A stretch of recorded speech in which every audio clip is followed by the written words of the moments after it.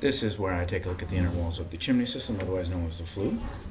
The video doesn't tell us everything. It tells us a lot, but certainly there's a lot more to see other than what we can see with the video camera.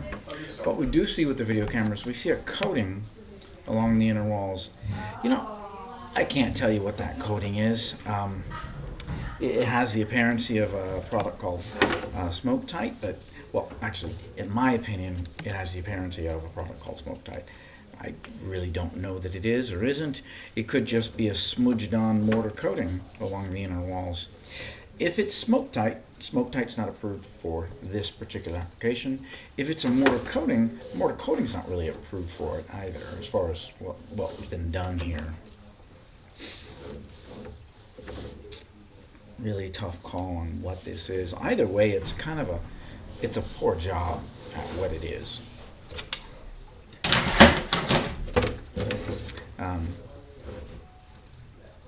Again, I think it's a spray-on coating, maybe even a combination of a spray-on coating and then some sort of smudged-on coating. Again, it's just kind of so poorly done that I can't really tell what it is. So all I can really tell you is it's not really aligning with any standard that I know of as far as an actual repair for a liner system, so I would tell you to do a correct repair.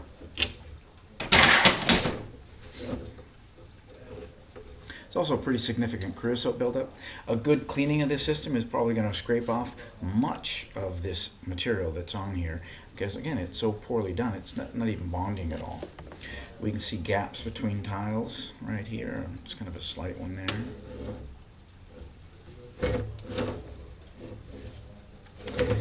Interesting thing about this particular chimney is that it leans within the attic. Basically, it penetrates the ceiling, and then it looks like they were off the mark as far as the roof line and the chimney lining up. So they sort of leaned the chimney so that it came on the back side of the roof as opposed to like in the center somewhere about.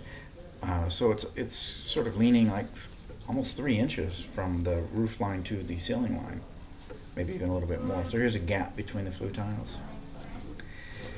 I wasn't able to get any movement in the chimney when I pushed on it.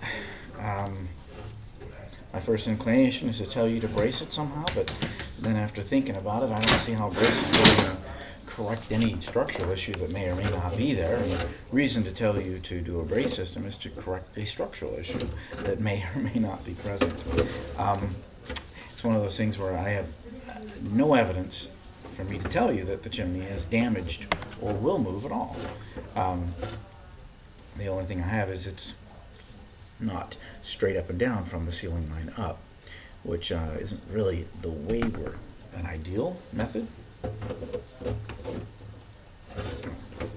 In any case, I don't think I'm justified in telling you to rebuild this chimney. I think I'd be a little bit crazy to be doing that. And you know, can I tell you it's fully stable? I have no idea. There's no way for me to really know that. No way for anyone to know that. We don't really know how it was built on the inside. The only thing we know is I can't get any movement on it when I push on it. That's usually a really good sign. Most will move when I push on them. So when I come up with one that's leaning and not leaning isn't really the wrong word in this case. I think it was built this way. So when it's built not straight up and down and it won't move, hard for me to tell you it's a structural deficiency. But we do have fire safety deficiency, so I feel fully justified in telling you to correct that. Because it's leaning, I would do a little more than what I would normally recommend, and that would be I would tell you to put a stainless steel liner in there because it's leaning. Because leaning, again, is the wrong word because it was not built straight up and down, and that might recommending going a little extra on that. Paranoia, sure, why not? But that's what I would do at my house, and I think we're justified in going a little extra on this one. You can kind of see here why I think this is some sort of gobbled-on spray-on coating. This is where these are the surfaces what I see here that tells me it's what, or tells me, or makes me to believe that it is a Smoke-Tite product. Smoke-Tite is approved in the smoke chamber, which is the very bottom of the chimney. Obviously, it has to be done correctly, so with that, I would just say redo it all. And it is not approved for flue. We have a gap where finished materials meet, or where one lintel meets another.